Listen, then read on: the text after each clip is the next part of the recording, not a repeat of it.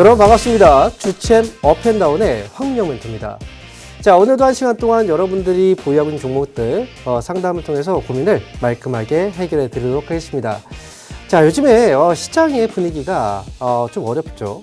변동성이 좀 커지고 있는 장입니다. 미국 증시도 조정, 그리고 국내 증시도 조정. 그런데 이 조정이 전반적인 이 종목들 대부분 다 하락으로 이어지고 있죠. 그리고 특히나 많이 올라간 종목들은 그만큼 변동성이 커지고 있는 장입니다. 자, 시장은 8,000포인트를 넘어서면서요. 이제 9,000포인트까지 또는 10,000포인트까지 가나 했었는데, 자, 시장은 8,000포인트 돌파 이후로부터 지금 줄곧 이 하락으로 이어지고 있는데, 그렇다면 지금 이 시장 과연 앞으로 어떻게 될 것이고, 그리고 어떻게 우리가 대응을 해야 될 것인지, 자, 제가 잠시 후에 이 강의를 통해서 그 부분들 잘 설명을 해드릴 거고요. 그리고 일단 뭐 시장이 흔들리다 보니까 여러분들이 보유하고 있는 종목들이 많이 흔들릴 겁니다. 자, 그러면 과연 내가 보유하고 있는 종목을 지금이라도 정리를 해야 되는 건지, 아니면 이 기회를 이용해서 매수를 해야 될지, 아니면 지금 내가 보유하고 있는 종목을 조금 더 추가 매수해서 가야 되는 건지, 자, 이런 고민들 많으실 거예요. 자, 그러면 지금 제가 이 방송을 통해서 여러분들이 상담 신청해 주시면 제가 여러분들의 종목들을 어떻게 해야 되는지 제가 알려드릴 테니까요. 저희가 전화하고 또 이 유튜브 문자 상담을 해드리고 있는데, 여러분들 이 시간 동안 많이 신청해 주셔서요. 이번 시장 대응하는 방법들 잘 알아가시기 바랍니다. 자, 일단 시장은 오늘 역시 빠지고 있고, 그리고 외국인들은 매도하고 있고, 이 물량들 기관이 받아주고 있지만 약간 역부족입니다. 그렇다면 지금 시장 분위기 어떻게 돌아가고 있는지 한번 화면을 확인하고요. 돌아와서 본격적으로 상담 시작해 보도록 하겠습니다. 안녕하세요. 주챔 업앤다운 캐스터 김지아입니다. 간밤 마이크론이 반등에 성공하면서 오늘 우리 장 초반에도, 그리고 또 프리마켓에서도 국내 반도체 투톱 강세를 보여줬는데요. 덕분에 코스피는 빨간불을 켜면서 출발을 했었습니다. 지금 현재 흐름은 어떨지 저와 지수부터 함께 살펴보시죠. 네, 현재 코스피와 코스닥은 파란불을 켜고 있는 모습입니다. 코스피 같은 경우에는 오늘 장 초반에는 하락폭을 더 빠르게 키워냈었는데, 현재는 그래도 소폭 반등에 성공하면서 0.65% 빠진 7,224포인트 지나가고 있고요. 코스닥 같은 경우에는 큰 낙폭을 유지하고 있습니다. 2.18% 빠진 1,060포인트 지나가고 있습니다. 자세한 수급 상황 살펴보겠습니다. 네, 현재 코스피 같은 경우에는 오늘로 9거래일째 외국인이 물량을 덜어내고 있는 모습입니다. 어제 10년물 국채금리가 4%대까지 올라서면서 우리 시장에서는 조금 관심을 줄여내고 있는 모습이고요. 개인과 기관 같은 경우에는 오늘도 물량을 담아내고 있습니다. 코스닥 같은 경우에는 메이저 수급 주체인 외국인과 기관이 팔자세를 보이고 있고요. 개인 같은 경우에는 담아내고 있습니다. 네, 자세한 특징주 살펴보겠습니다. 네, 오늘 롤러코스터 장세 속에 방어주로 조금 부상하고 있는 종목들인데요. 첫 번째 같은 경우에는 HD 현대중공업입니다. 오늘 시가총액 상위 종목들 중에서는 그래도 상승세를 유지해주고 있습니다. 또 최근 국내 조선업계에서는 액화 천연가스 운반선 수주 랠리를 이어가면서 업계의 호황이 좀 예상이 되고 있는데요. 이에 하나투자증권 같은 경우에는 HD 현대중공업의 목표가를 87만 원까지 올려잡기도 했습니다. 현재 HD 현대중공업 같은 경우에는 5%대 상승한 62만 8천 원에 거래되고 있습니다. 이어서 두 번째 특징주는 SK텔레콤입니다. SK텔레콤 같은 경우에는 현재 우리 증시에서 외인들이 많이 팔고 있죠. 그 중에서도 외국인들이 조금 담아내고 있는 종목인데요. 방어주의 역할을 해내고 있습니다. 현재는 0.61% 상승한 98,300원에 거래가 되고 있습니다. 통신수 같은 경우에는 아무래도 고배당 매력이 있는 만큼 외국인들이 담아내고 있는 모습입니다. 동일 업종 내에서도 KT 그리고 LG U+도 소폭 상승세 보여주고 있습니다. 마지막 특징주로는 오늘 마키나 락스가 이름을 올렸습니다. 이 마키나 락스 같은 경우에는 오늘 코스닥 시장에 뜨겁게 데뷔를 했는데요. 최근 증시를 달구고 있는 피지컬 AI 덕분에 투심을 자극했습니다. 특히나 자동차 그리고 반도체 등 주요 산업 현장에서 쓰이는 AI OS 런웨이를 폭넓게 공급하면서 K 팔런티어라는 별명을 얻기도 했습니다. 현재 같은 경우에는 공모가 대비 300% 상승한 6만 원에 거래되고 있습니다. 네, 최근 우리 증시는 개별 이슈가 있는 종목들 위주로 좀 상승세를 보여가고 있는데요. 이런 조정장에서는 어떤 흐름 보여야 할지 지금부터 종목 상담이 이루어질 예정입니다. 네, 02-2638-3985번으로 전화 주시거나 정보 이용료 100원이 부과되는 샵 3989번으로 종목명과 매수가 그리고 비중 순서대로 적어주시면 전문가님께서 상세한 상담 도와주실 예정입니다. 또 유튜브에 팍스 경제TV 검색하신 후에 실시간 채팅 상담도 가능하니까요. 여러분들의 많은 참여 부탁드리겠습니다. 저는 지금까지 주챔 업앤다운 캐스터 김지아였습니다.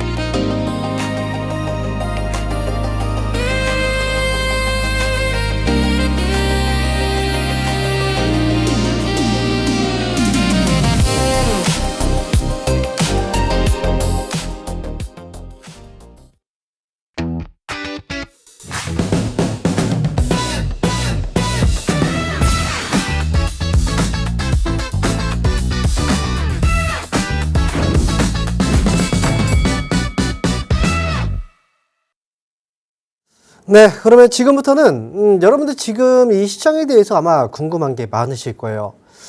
제가 지난주 이 시간에 금리 인상에 대한 우려, 그에 따라서 시장은 조정을 받을 수 있다는 이야기를 해드렸습니다. 그리고 그 이후에 지금 현재 금리 인상에 대한 얘기들이 계속 나오면서 지금 미국에서도 국내에서도 조정이 계속 시작되고 있죠. 자, 그렇다면 지금 이 상황을 우리가 어떻게 해석을 해야 되고 그리고 어떻게 돌아가고 있는지 그리고 앞으로 어떻게 전개될 수 있는지 자, 그 부분을 지금부터 설명을 드리도록 하겠습니다. 자, 먼저 첫 번째로 시장에 대한 이야기 해볼 건데요. 지금 최근에 갑작스럽게 이 금리 인상에 대한 얘기들이 나오고 있어요. 그런데요, 이 금리 인상에 대한 우려감은 어디서 시작했는지 자, 이 부분이 중요하죠.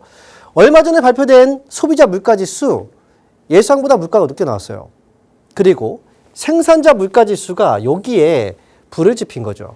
자, 생산자 물가지수를 보시면 전년 대비 6%가 올라서면서 4년 만에 최고치의 상승률을 기록했다. 뉴스 보셨을 거예요. 이렇게 물가가 올라가다 보니까요, 이 물가만 올라가는 게 아니에요. 자연스럽게 자, 이렇게 국채 금리도 다시 따라서 올라가기 시작했다는 거죠.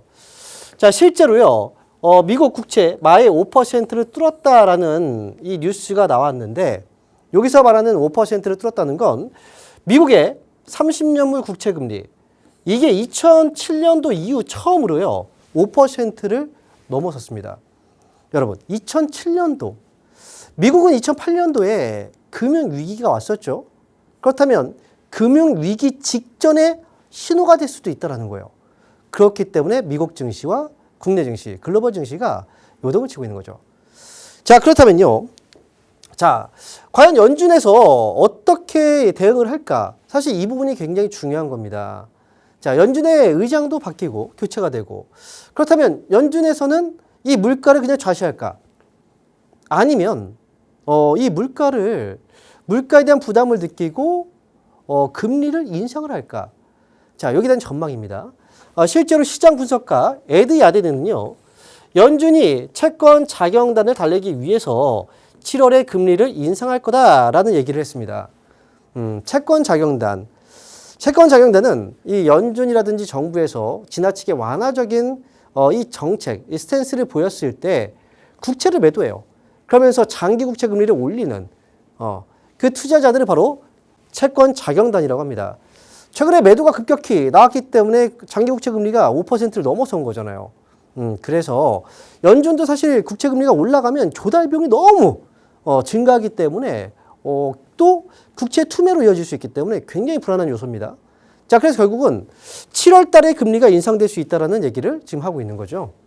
자, 그러면 연준에서 과연 그렇게 할까요? 가능성이 아예 없는 게 아니에요. 왜냐하면 우리가 이 제롬 파월 연준 의장을 우리가 한번 생각을 해봐요. 제롬 파월 연준 의장이 지금까지 연준 의장으로 남아 있는데 그 임기 중간에 굉장히 많은 욕을 먹었습니다. 자, 왜 그러냐면 실제로 2022년도죠.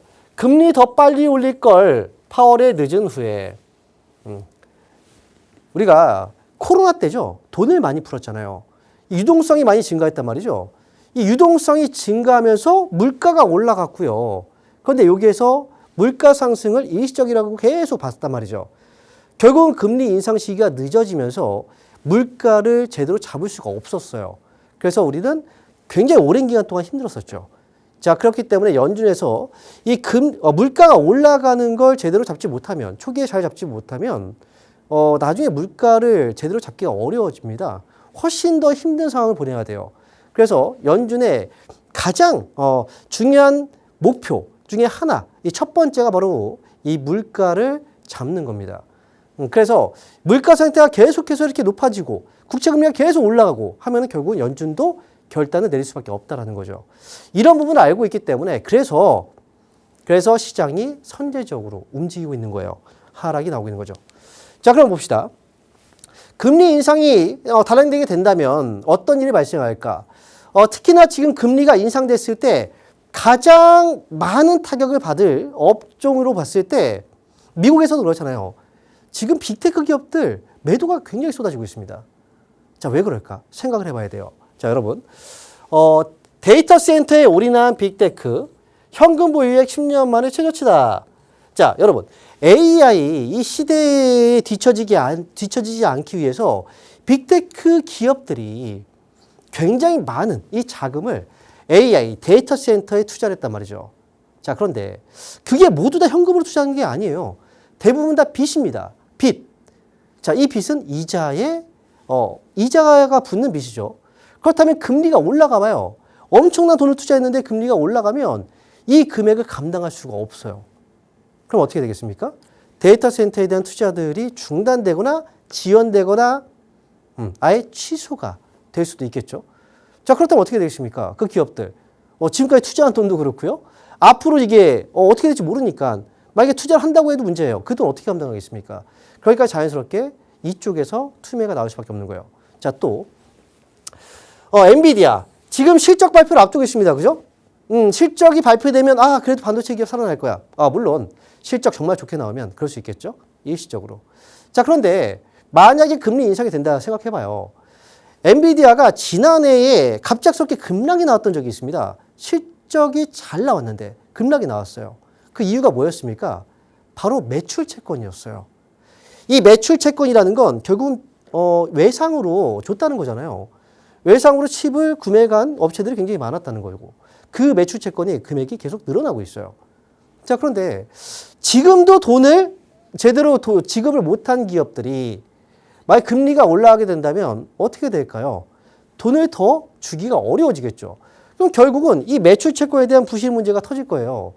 그렇기 때문에 금리가 인상되면 지금 빅테크 기업들을 포함해서 지금 막 올라가고 있는 그리고 지금 성장을 주도하고 있는 이 기업들의 문제가 생길 거고 그렇게 되면 당연히 IT 쪽 중심, 반도체 중심으로 해서 매도가 나오는 건 어찌 보면 당연한 상황이다라고 볼 수가 있습니다.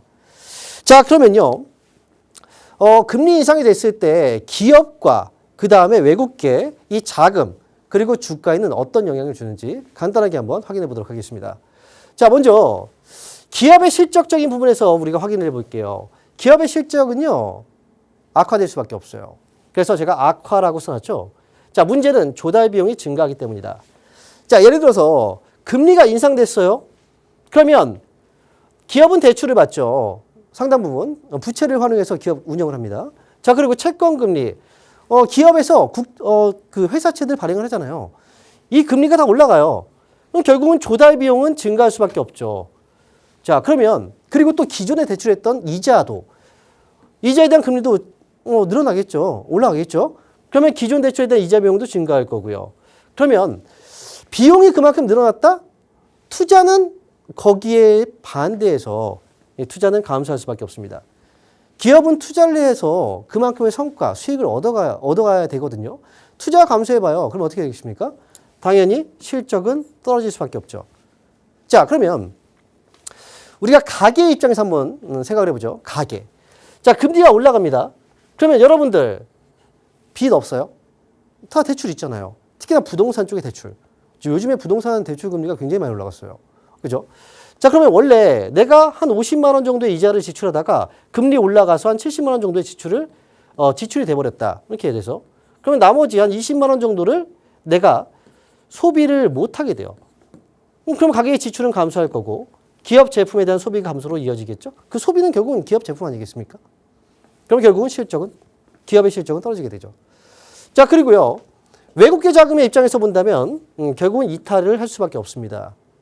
여러분. 금리가 올라가게 된다. 그러면 어떻게 되겠습니까?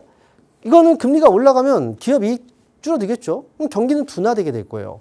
그러면 자연스럽게 안전자산 쪽으로 자금이 몰립니다. 그 안전자산은 뭐예요? 바로 원달러. 그래서 원달러 환율은 상승하게 됩니다. 자, 원달러. 이 달러 가치가 올라가면 외국계 자금은 더 이탈 속도가 빨라지겠죠. 그죠? 자, 그리고 주가 지수에 한번 영향을 보도록 하겠습니다. 주가 지수는 당연히 하락으로 가겠죠. 자, 금리 인상이 만약에 예상된다? 자, 이 주가 지수는 경기 선행 지수예요. 뭐든지 선반영합니다. 그렇기 때문에 금리가 인상됐을 때 움직이는 게 아니에요. 금리 인상이 예상된다? 그러면 외국인 기관들은 먼저 팔아요. 자, 그리고 주가는 하락이 시작됩니다. 그런데 이때 참 희한한 게 개인들은요, 여기에 확신을 갖습니다. 지금까지 잘 올라왔고 떨어질 때마다 기회였어요. 이게 상승장이잖아요. 그러니까 이번에도 떨어질 때 기회라고 생각해요. 와, 기회. 마지막 기회구나. 확신을 가지고 매수가 들어오고 신용도 막 늘어납니다. 그래서 개인들의 공격적인 매수가 들어오죠. 하지만 주가는 떨어지기 시작하고 금리가 인상되면 주가는 더 떨어지게 되죠.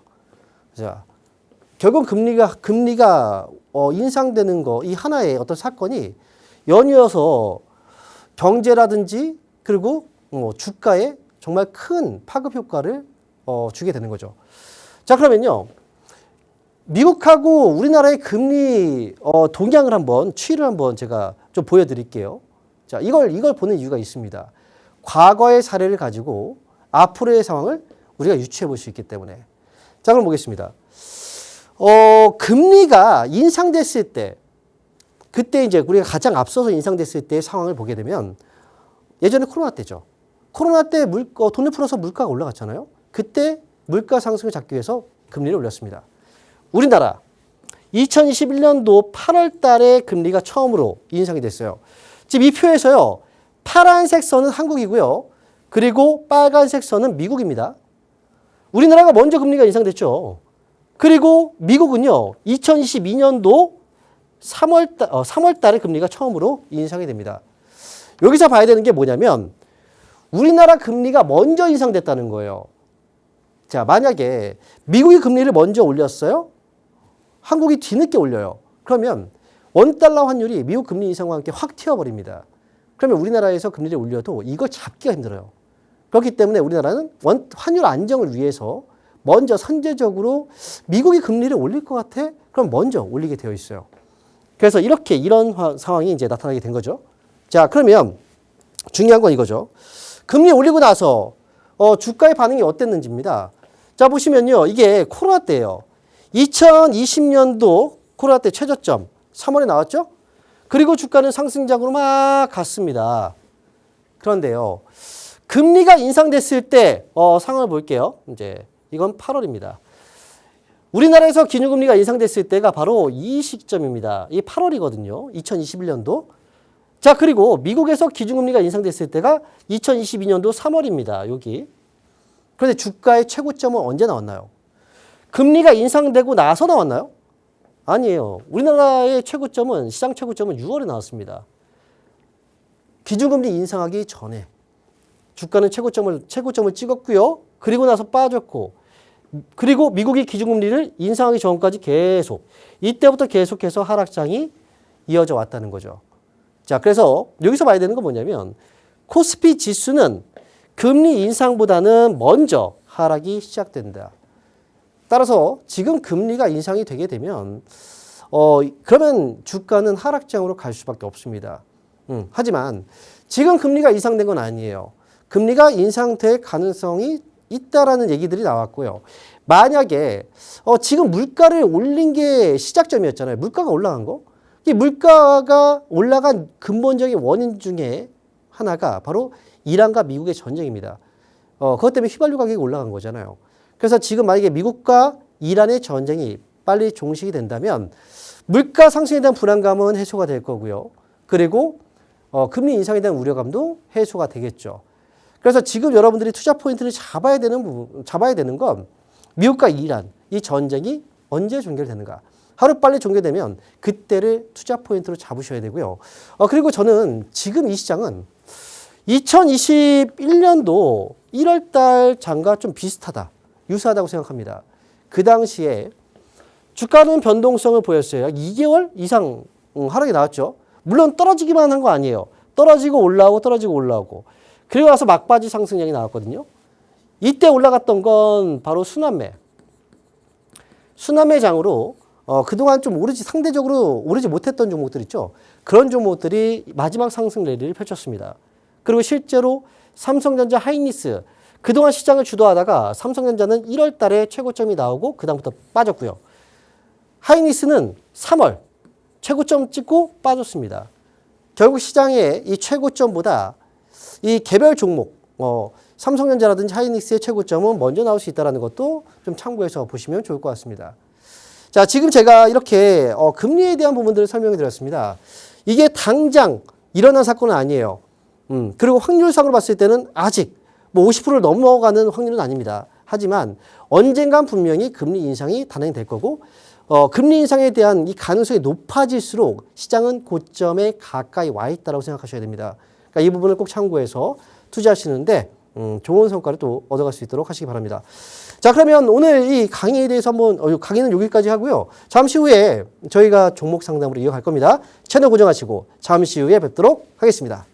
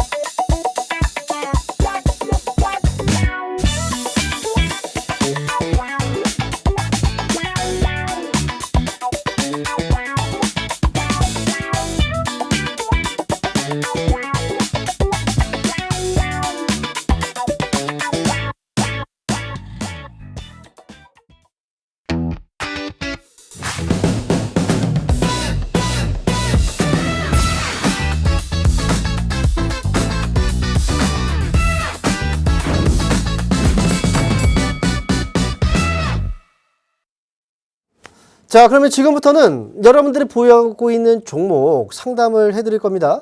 저희가 전화, 그리고 문자, 유튜브를 통해서 저희가 상담을 해드릴 거니까요. 지금 이제 시작할 거니까 여러분들 많은 참여 바랍니다. 자, 그러면 오늘 첫 번째 연결은요, 전화입니다. 전화 한번 받아볼게요. 여보세요?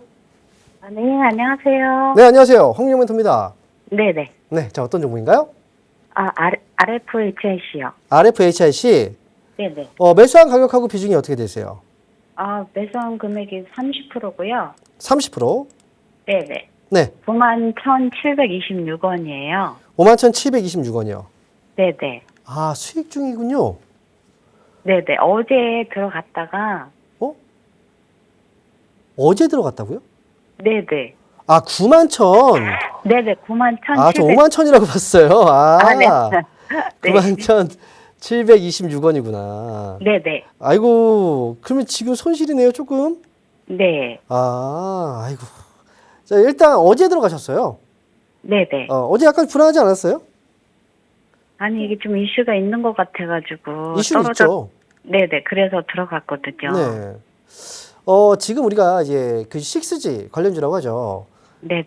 통신 장비주들이 움직이는 건 이제 광통신 관련주로 움직이는 거예요. 엔비디아, 그리고 테슬라. 그래서 지금 이 광통신 관련주들이 움직이는 게 사실 AI 때문에 또 움직인다고 봐야 되거든요. 근데 요즘 들어서 이 주가가 조정이 나오다 보니까 많이 올라간 종목들이 많이 흔들려요. 그죠? 네. 그 RFHIC 지금 매수 가격하고 거의 차이는 없는데 여기서 일단 제가 볼 때는 여기 이렇게 계속 움직이니까 여기서 한번 이제 눌렀을 때가 기회다라고 생각하셨을 수도 있는데 요즘에 매수할 때는 조금 한 번 더 생각해 봐야 돼요. 그러니까 너무 일찍 들어가면 안 돼요. 그 전까지는 그냥 조정이 단기에 딱 끝났다 그냥 올라갔는데 지금 그게 아니라는 거죠. 제가 볼 때 이 종목은 여기에서 지금 하락이 일단 잡혀주고 있고 내일장이 어떻게 될지는 아직 모르지만 지금까지 흔들렸다면 내일장에서는 저가 매수들이 좀 유입이 될 수도 있어요. 그게 뭐 오늘일 수도 있겠죠, 사실은. 삼성하고 지금 하이닉스가 살짝 버티고 있으니까. 얘네들은 반등 이용해서 잘 정리하고 나와야 됩니다. 그냥 길게 봐야 되는 가격대가 아닌 거예요, 지금은. 그래서 이 종목은 위로 올라가면 목표 주가는 11만 원 잡고 가세요. 이렇게 11만 원. 네네. 하지만 올라가면 반드시 정리해야 돼요, 이거. 언제 꺾이면 이게 하락에 이렇게 시작이 될 수도 있는 거잖아요. 네. 그렇죠? 그러니까 지금 자리에서는 한 번 더 밀려버리면 그게 문제가 돼요. 그러니까 지금 손절가는 어디에 잡아야 되냐면 8만 원에 잡으시면 돼요. 8만 원. 네. 8만 원 손절가 잡고요. 여기 목표가 네. 얼마라고요? 11만 원. 맞아요. 이렇게 해서 지금 단기 대응하셔야 돼요. 네. 네, 알겠습니다. 이렇게 말씀드리겠습니다. 네. 자, 그럼 이어서요. 또 다음 전화 한번 받아보겠습니다. 자, 여보세요? 여보세요, 멘토님 고생하십니다. 네, 감사합니다. 황명호입니다. 고맙습니다. 네, 어떤 종목인가요? 삼성 바이오로직스 네.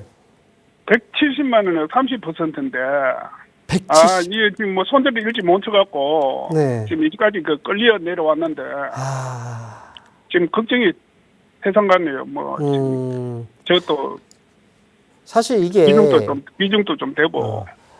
참 이게 그 노조 갈등이 가장 큰 원인이에요. 아시죠? 네네, 네. 삼성전자보다 사실 삼성 바이오로직스가 더 심해요, 이게. 네네, 더 굉장히 심하죠. 문제거든요. 어찌 보면은 기업이 이익을 잘 내서 거기에 대한 이익을 이제 분배해 주는 거, 그죠. 그렇게 할 수, 그건 당연하다고 생각해요. 하지만 투자자의 입장에서는 좀 다르거든요. 네네. 투자자의 입장에서 본다면, 그러니까 투자자의 입장에서만 본다면, 이거는 주가가 빠질 수밖에 없는 재료이기 때문에, 그래서 결국은 이제 손실을 볼 수밖에 없는 상황이 돼버린 거죠. 근데 좀 심한 것 같네요, 지금. 맞아요. 이게 네. 협상이 안 되고 있으니까. 그리고 요구하고 있는 조건들이 이제 우리가 기존의 그 협상과는 좀 다르거든요. 원래 삼성 쪽은 노조가 그렇게 노조의 기간이 길지는 않잖아요. 그죠? 네네, 그렇죠. 그러다 보니까 지금 이제 얘기가 나오는 건 협상을 잘 이제 기존의 오래된 역사가 있는 노조보다는 협상 쪽에서의 어떤 이제 그 실력이 조금 떨어진다. 이런 얘기들도 평가도 하더라고요. 근데 어쨌든 노조에 대한 리스크는 해소가 될 수밖에 없는 문제라. 그래서 지금 삼성바이오로직스도 여기서 팔려고 했다가 또 갑자기 해소가 되면 또 올라가 버리거든요, 이게. 네, 그것 때문에 지금 그 이러지도 저러지도 기다렸던 못하는 건데 거잖아요, 이렇게 그죠? 왔거든요. 네, 네네. 맞아요. 지금 어쨌든 이 노조 협상이 되기 전까지는 주가가 계속 이럴 수밖에 없어요. 그리고 또 한 가지. 앞에서 제가 처음에 금리와 관련된 강의를 했었죠. 네네네. 금리가 올라갔을 때 또 최대 피해주가 뭐예요? 제약바이오 섹터예요. 제약바이오. 네. 그러니까 이것까지 또 이 겹겹이 네네, 악재가 한꺼번에 좀 쌓여버린 거예요. 네. 저는 지금 여기서는 매도를 저는 하면 안 된다고 생각해요, 사실은. 그 소재도 너무 크고 맞아요. 그래갖고. 예. 금액 지금 비중도 크잖아요. 예, 예. 거기다 한 주에 그 170만 원에 샀으면 금액도 많이 네네. 올랐을 거란 말이죠. 예, 예. 이런 종목은 사실 지금은 예전에도 주가를 보면은 2020년, 2021년도에 상승장이 있었지만 또 그 다음에 하락장이 있었지만 주가는 많이 안 빠졌죠. 예. 그리고 다시 한번 또 이 상승 사이클로 왔거든요. 네네. 이 종목은 참 지금 좀 중장기 관점에서 가져가셔야 돼요. 이 종목은. 여기서 빠졌다면 새로운 종목으로 갈아타거나 이러기보다는 이건 좀 길게 가져가세요. 해소되고 네. 나서 올라가면 매수가 회복됐을 때 또는 그 이상에서 나올 수 있어요. 문제는 시간이에요. 시간 싸움. 예, 그 시간이 많이 안 걸리겠습니까, 지금? 시간이 좀 걸릴 거예요. 지금 너무 많이 떨어졌기 때문에. 맞아요. 네. 주가가 이미 많이 빠졌기 때문에. 네네. 그래서 아마 올라갈 시간도 그렇게 오래 걸리진 않을 거예요. 시작 시점은. 해소되면 그때부터 반응이 올 거니까 지금은 기다리셔야 네. 돼요. 아시겠죠? 음. 비중이 네. 비중이 막 작고 이러면 솔직히 그럼 밑에서 어느 정도에서 추가 매수해서 또 한번 가보는 것도 하나의 방법이 될 수 있는데 지금은 그게 아니잖아요. 근데 지금 비중도 많고. 비중이 너무 많기 때문에. 그러니까요. 예, 예. 그래서 지금은 이건 가져가세요. 네, 네. 일단은 잘 알겠습니다. 네, 매수가까지 한번 저는 기다려 보자는 거예요. 네, 네, 감사합니다. 네, 감사합니다. 자, 이어서 다음 상담인데요. 이번 상담은 유튜브입니다. 자, 제닉을 상담 신청해 주셨어요. 매수 가격이 28,500원입니다. 자, 28,500원이면 조금 올랐을 때 샀군요. 이게 지금. 그리고 지금 비중이 10%. 추가 매수가 가능할까요? 추가 매수. 주가가 일단 많이 빠지긴 했기 때문에 추가 매수를 고려를 해볼 수는 있어요. 이 회사 같은 경우에는 지금 사실 실적이 굉장히 안 좋았었죠, 예전에. 아마 예전에 기억나시는 분들 있을 거예요. 이 회사는 하유미 마스크팩이라고 해서 마스크팩으로 굉장히 큰 성과를 올렸던 회사인데 지금 같은 경우에 그 다음에 이제 특별히 이제 그 큰 어떤 판매를 기록한 제품들이 나오지 않다 보니까 주가가 움직이지 못했거든요. 근데 실적 전환이 됐어요. 지금은 비중이 현재 비중이 몇 프로죠? 이제 10% 정도 사셨는데 이 종목은 추가 매수를 한다면 확실히 떨어졌을 때 사는 게 좋아요. 아래쪽으로 지금 잡아놨거든요. 15,000원입니다. 화장품 섹터는 순환매가 돌 수 있는 섹터 중에 하나입니다. 그렇기 때문에 확실히 빠졌을 때 추가 매수해서 추가 매수의 비중은 10%를 넘지 마세요. 그러니까 지금 매수한 비중 이상을 더 넘지 마시라는 거예요. 그러니까 최종 한 20%를 넘지 말라는 거. 이렇게 해서 가져가시고요. 근데 목표 주가를 보면은 위쪽으로 매수 3만 원 정도 보시면 될 것 같습니다. 3만 원. 최종 목표가는 3만 원. 추가 매수는 15,000원 정도. 이왕이면 15,000원보다 떨어질 수 있다는 게 더 좋긴 해요. 자, 참고해서 보시면 되겠습니다. 자, 이어서 다음 종목입니다. 이번 종목은 포스코. 자, 퓨처엠입니다. 자, 포스코 퓨처엠을 매수하셨는데 매수하신 가격은 256,000. 364원. 지금 되게 정확하게 그 매수가를 적어주셨네요. 256,364. 네. 오늘 추가 매수요. 물타기. 여러분, 맥주에 물 타 먹으면 맛있나요? 맛없죠. 그죠? 자, 이렇게 물타기를 너무 성급하게 하면 안 돼요. 추가 매수 있죠? 추가 매수라는 건 저는 이제 물타기라는 표현들 많이 쓰는데 추가 매수 같은 경우에는 진짜 신중해야 됩니다. 이 가격 밑으로 진짜 이건 더 이상 빠질 게 없어라는 확신, 그 정도의 확신이 들었을 때 저는 그때 추가 매수하거든요. 최대한 기다려요. 여기에서 매수해서 여기 빠진 거예요. 이거 많이 안 빠진 거예요, 아직은. 물론 차트로 봤을 때는 여기에서 이렇게 올라가고 있으니까 여기서 추가 매수해도 되겠지라고 생각할 수 있는데 아직은 아닙니다. 자, 가격을 한번 잡아드리면요. 추가 매수는 그 포스코 퓨처엠은요. 확실하게 더 빠졌을 때 하는 게 좋아요. 최소한 20만 원 아래입니다. 20만 원 아래. 이 정도는 빠져줘야 돼요. 그래야 추가 매수 가능하고요. 그 비중이 이미 17%면 좀 있잖아요. 총합산 비중 25%를 넘지 마세요. 그렇게 해서 20만 원 아래쪽에서 추가 매수 가능하고요. 추가 매수했을 때는 뭐 매수가만 와도 수익이겠죠. 그렇게 해서 최종적으로 매수가 부근에서 정리하시면 됩니다. 그러면 이제 수익에서 나올 수가 있겠죠.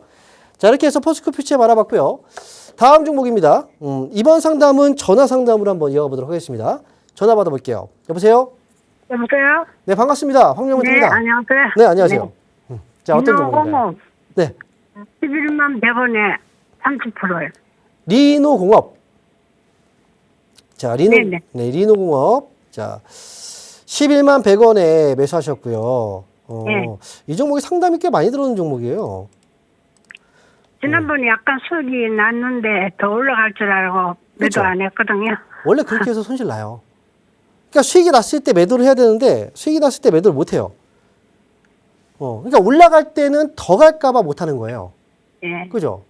근데 떨어지니까 더 떨어질까봐 지금 무서워서 팔려고 하는 거예요. 지금 추가 매수하면 안 되나요? 안 되죠. 리노공업 지금 추가 매수하면 안 돼요.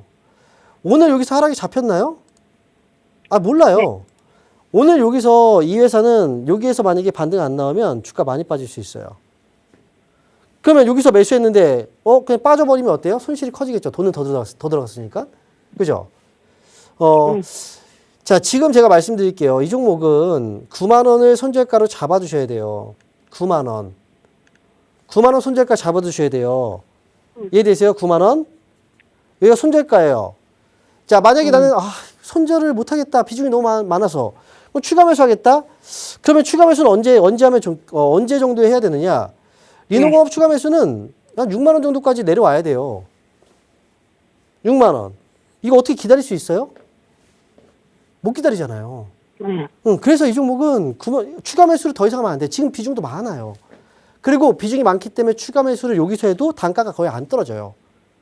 그러니까 탈출도 의미가 없는 거예요, 이게. 추가 매수를 했을 때. 그러니까 이것만 가져가시면 돼요. 9만 원 손절가고요. 위로 올라가면 12만 원 매수가. 거기서 탈출하셔야 돼요. 이해되셨나요? 네. 네. 이렇게 해서 이 종목은 올라오면 잘 정리하세요. 자, 이렇게 말씀드리겠습니다. 자, 이어서 다음 상담은요. 문자 상담입니다. 이번 종목. 자, 에코프로비엠.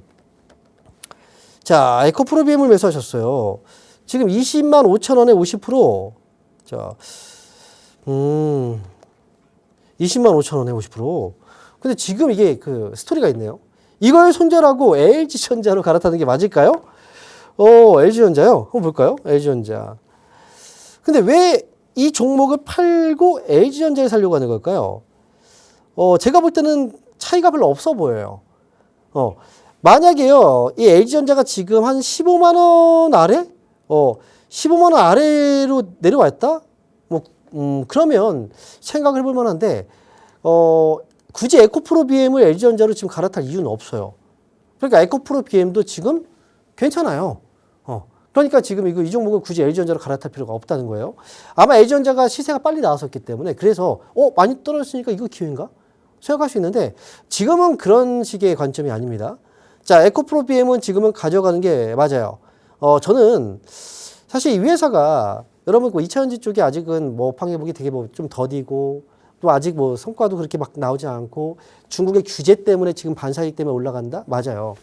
하지만 지금으로서는 이제 2차전지 쪽이 뭐 앞으로 ESS 쪽이라든지 좀 확대될 수 있는 그런 이제 그 가능성이 좀 있는 산업이긴 하거든요. 제가 볼 때 그래서 에코프로비엠의 경우에도 지금은 많이 떨어져 있긴 하지만 이 정도의 그 반등폭은 나와줄 수 있는 종목입니다. 그러니까 지금 이거 팔고 떠날 그 LG전자로 갈아타지 마시고 차라리 확실하게 수익을 내고 나오세요. 아니면 손실 회복을 하고 나오세요. 제가 그 예상하는 목표 주가는 22만 원 정도 보거든요. 그러니까 이거 차라리 팔려면 22만 원 확인하고요. 그리고 나서 정리하고 그리고 나서 다른 종목으로 교체를 하세요. 아마 이거 22만 원까지 올라와서 이제 팔잖아요. 그때 LG전자를 봤을 때 LG전자보다 더 좋은 종목이 보일 수도 있어요. 그러니까 지금은 너무 성급하게 움직이지 말자 말씀드리도록 하겠습니다. 자, 이렇게 해서 에코프로비엠 알아봤고요. 다음 종목은 문자 종목 일동제약입니다. 자, 매수하신 가격이 28,450원이에요. 자, 28,450원. 그리고 지금 보유 중인데 너무 빠졌어요. 가져가도 될까요? 진짜 이거 많이 빠지긴 했는데, 일동제약이 이 작년에 최고점을 잡고, 그 다음에 지금 거의 얼마입니까? 거의 반년 정도를 지금 이 내리막길을 걷고 있는데, 사실 중간에 제가 볼 때는 이게 매수는 이때 하신 것 같은데요? 여기서 하락이 잡힌 것 같아서? 그렇다고 한다면 이때 급락 이후에 지금 들어가신 거예요? 이때. 자, 그러면 일단 일동제약은 사실상 제가 볼 때는 이 기업을 예전에 물리신 분들 정말 오랫동안 힘들었거든요. 이번에 또 빠지면 또 되게 힘들어요. 종목 자체가 주가가 올라오는데 굉장히 힘들게 하는 종목이라 지금 비중이 30%라 비중이 좀 작다면 밑에서 단가 낮추고 다음에 빠져나오는 이런 전략을 쓸 수 있지만 지금은 힘들어요. 이거 기다리면 다시 빠져나올 수 있어요. 하지만 아마 더 누를 거예요. 밑으로 좀 더 눌렀다가 그리고 자리 잡고 또 올라가는 데까지 시간이 좀 걸릴 수 있습니다. 목표 주가는 그냥 3만 원 잡고 가세요. 좀 편하게 간다 생각하시고 이거 30% 손절을 하기가 여기서 하면 이거 그 피해가 클 거예요. 그러니까 차라리 그냥 3만 원 올라오면 그때 판다 생각하시고 좀 더 길게 가보자라고 말씀드릴게요. 자, 이어서 다음 종목 보겠습니다. 이번 종목 유튜브 종목이고요. 레이크 머티리얼. 자, 매수하신 가격이 22,000원입니다. 자, 22,000원이고요. 그리고 비중이 15%네요. 자, 대응 전략을 궁금해서 이제 문자를 보내주셨습니다. 이게 지금 한때 1월 달에 주가 급등이 나왔어요. 그때 이제 공매도 과열 종목으로 지정이 되기도 했었던 종목이거든요. 근데 이 종목이 사실 이제 엮여 있는 게 2차 전지도 엮여 있고, 그 다음에 반도체도 엮여 있어요. 왜냐면 이제 소재 쪽 사업을 하고 있기 때문에, 지금 실적에 대한 큰 부분에 문제는 없어요. 하지만 지금 주가가 단기에 좀 많이 출렁출렁거리죠. 이 종목은요, 이미 여기 고점 나오고 밀고 다시 올라갔다 여기서 고점이 나왔는데, 이미 고점이 떨어진 상황이라 저점도 지금 밀려버렸죠. 그래서 지금 추가적인 하락이 더 나올 수 있어요. 하지만 매수 가격 22,000원 정도면 이거는 가져갈 만합니다. 조금 더 흔들려도 이거 본전 탈출 가능한 종목이라 흔들려도 그냥 일단 가져가죠. 만약에 최후 15,000원 선에서 이 주가가 여기마저 만약에 떨어진다? 그럼 차라리 5%라도 추가 매수해서 단가 좀 낮추세요. 그리고 나서 반등 나올 때 매수가 회복되면 나오는 거예요. 만약에 이 15,000원 밑으로 빠지지 않으면 그냥 가져가시면 돼요. 그러면 이제 목표가는 매수가 회복되면 어쨌든 빠져나온다 생각하시고 가시면 됩니다. 자, 이어서 다음 종목입니다. 이번 종목은 유튜브 성광밴드. 자, 성광밴드 매수하신 가격이 지금 28,900원입니다. 그리고 28,900원에 10%. 이게 지금 수익 중인데 이게 너무 이게 수익이 많이 났었던 것 같아요. 여기서 이렇게. 그런데 지금 이렇게 빠졌잖아요. 이걸 왜 안 파셨나요? 이게 너무 아쉬워요. 그러니까 그 전까지는 아마 수익이 너무 나서 너무 좋았을 거예요. 기뻤고. 근데 빠지기 시작하면 그때부터는 이제 수익이 계속 감소하고 나중에 되면 이게 손실로 바뀌거든요. 그렇게 투자하시면 절대 안 돼요. 이 성광밴드가 여러분들 그 조선 쪽이라든지 이 관련 이제 사업을 또 하고 있잖아요. 그리고 성광밴드가 조선 쪽도 포함되어 있고 또 우리가 풍력도 포함이 되어 있단 말이죠. 기자재 쪽. 그래서 지금 이 회사 같은 경우에는 실적이라든지 주가의 전망들 때문에 주가가 많이 올랐어요. 근데 그만큼 많이 떨어지는 거잖아요. 이거 마지막 방어선만 알려드릴게요. 이게 절대 손실로 팔지 마시고요. 아마 아쉬워서 못 팔고 있을 거예요. 계속 31,000원입니다. 31,000원 밑으로는 절대 기다리지 마세요. 이거 그러다가 손실로 바뀌어요. 나중에 이거 손실로 팔아야 돼요. 31,000원 마지막 마지노선이고요. 여기서 하락 잡고 올라가면 4만원에서 45,000원 사이 여기에 올라가면 이건 팔고 나오세요. 수익 내고 나오세요. 자, 이렇게 해서 성광밴드까지 알아봤고요. 자, 그럼 이어서 다음 상담 전화 받아보겠습니다. 자, 여보세요? 네, 여보세요? 네, 반갑습니다. 황민영 멘토입니다. 네, 안녕하세요. 네, 안녕하세요. 자, 어떤 종목인가요? 명신산업이고요. 명신산업. 네. 네, 13,100원에 비중 25%입니다. 13,100원? 13,100원, 네. 오, 13,100원? 네. 이게, 아우. 왜 따라갔어요, 저기서?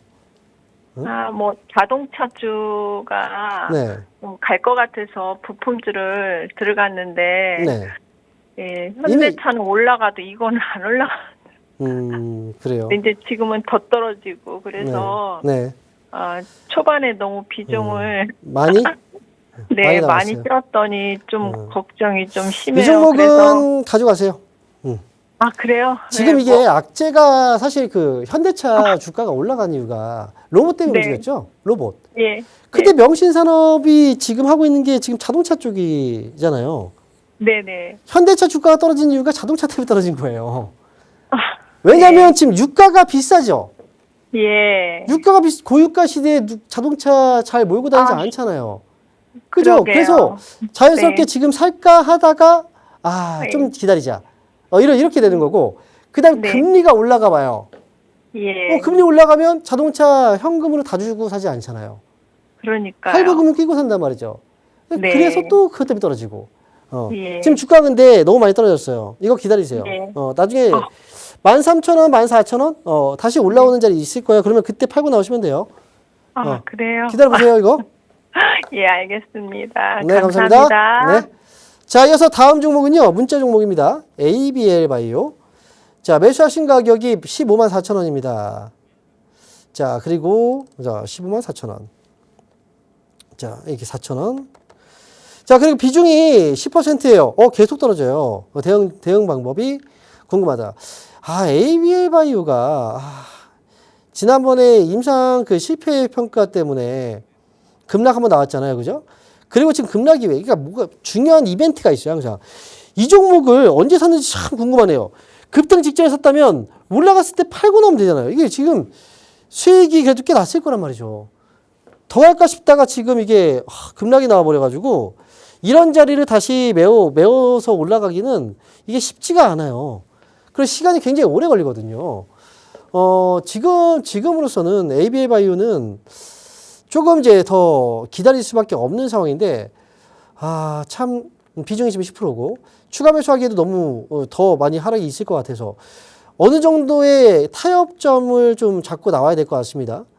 지금, 사실 우리가 제약바이오 쪽을 생각을 해봐도, 금리 인상 시에 최대 피주라고 얘기를 하잖아요. 특히나 이렇게 많이 올라간 종목들의 경우에는 더 심해요. 13만원입니다. 13만원 위쪽으로 올라올 때 저는 이거 좀 정리하고, 나오셨으면 좋겠어요. 목표 주가는 13만원 제시해 드릴게요. 자, 다음 종목입니다. 이번 종목은 문자예요. 에코플라스틱. 자, 매수하신 가격은 3,322원. 3,322원에 비중이 지금 11%예요. 손절해야 될까요? 이게 지금 지난 3월 달에 주가가 한번 급등이 나왔죠. 자동차 쪽에 물리신 분들이 굉장히 많네요. 앞에서도 그렇고. 근데 이 종목, 에코플라스틱도 사실 이게 변동성이 굉장히 큰 종목이에요.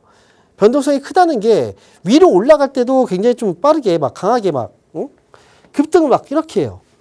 하지만 빠질 때 봐봐요. 확 눌러버려요. 급등 하죠. 빠질 때 눌러버려요. 이런 종목은 많이 빠진 상태에서 매도하면 안 돼요. 다음 반등 나와요. 그럼 그때 팔고 나와야 돼요. 그러니까 이 종목 그냥 가져가시고요. 목표 주가 3,500원이에요. 더 밀릴 수도 있어요. 하지만 반등 날 때는 꽤 빠를 거예요. 그러니까 이 종목은 3,500원 최종 목표가로 보유 의견 드리도록 하겠습니다. 자, 이렇게 해서 에코플라스틱까지 알아봤습니다. 저희 상담은 여기까지 진행을 해야 될 것 같고요. 저희 이번 주 강연회 일정 확인하셨죠? 이번 주 토요일 날 대전에서 강연회 일정이 있으니까요. 그렇게 해서 저는 이번 주 토요일 날 여러분들 뵙도록 하겠습니다. 자, 그러면 저는 여기서 인사드리도록 할게요. 감사합니다. 다음 주에 뵙겠습니다.